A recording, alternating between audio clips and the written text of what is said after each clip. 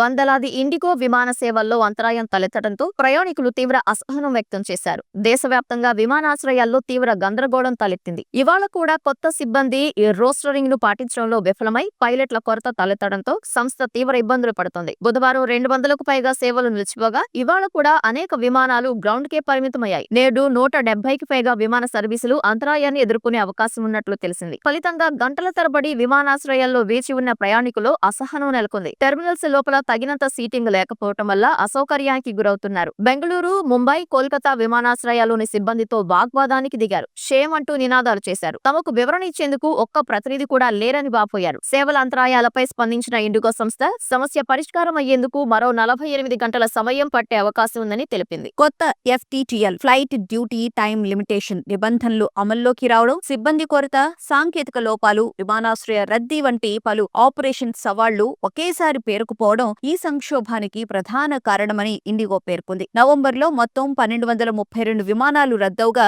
వీటిలో 755 రద్దులకు సిబ్బంది కొరతే కారణమని ఇండిగో DGCAకు తెలిపింది. దీనిపై తీవ్రంగా స్పందించిన DGCA సంస్థ పనితీరు పడిపోవడంపై విచారణకు ఆదేశించింది. దీనిపై తక్షణమే చర్యలు తీసుకోవాలని పౌర విమానయాన శాఖ మంత్రి కె రామ్మోహన్ నాయుడు ఇండిగోను ఆదేశించారు. ప్రస్తుత పరిస్థితిపై ఇండిగో ఒక ప్రకటన విడుదల చేసింది. నెట్వర్క్ లో పెద్ద ఎత్తున అంతరాయాలు చోటు చేసుకుంటున్నందుకు ప్రభావితమైన ప్రయాణికులకు, స్టేక్ హోల్డర్లకు సంస్థ హృదయపూర్వక క్షమాపణలు తెలిపింది. ఆలస్యాల శృంఖల ప్రభావాన్ని తగ్గించి కార్యకలాపాలను సాధారణ స్థితికి తీసుకురావడానికి కృషి చేస్తున్నామని పేర్కొంది. తమ విమానాల తాజా వివరాలు చెక్ చేసుకోవాలని ప్రయాణికులకు సూచించింది. CEO పీటర్ ఎల్బర్ట్ సైతం అంతర్గత ఈమెయిల్లో పరిస్థితులను వివరించి ప్రజలకు బహిరంగ క్షమాపణలు చెప్పారు. ప్రస్తుత సంక్షోభాన్ని పరిష్కరించడానికి ఇండిగో చర్యలు చేపట్టింది. ఈ నెల 8వ తేదీ నుంచి విమాన కార్యకలాపాలను తగ్గించుకోనున్నట్లు మరియు సాధారణ స్థిరమైన కార్యకలాపాలు పూర్తిగా 2026 ఫిబ్రవరి 10వ తేదీకి పునరుద్ధరిస్తామని DGCAకు తెలియజేసింది. కొత్త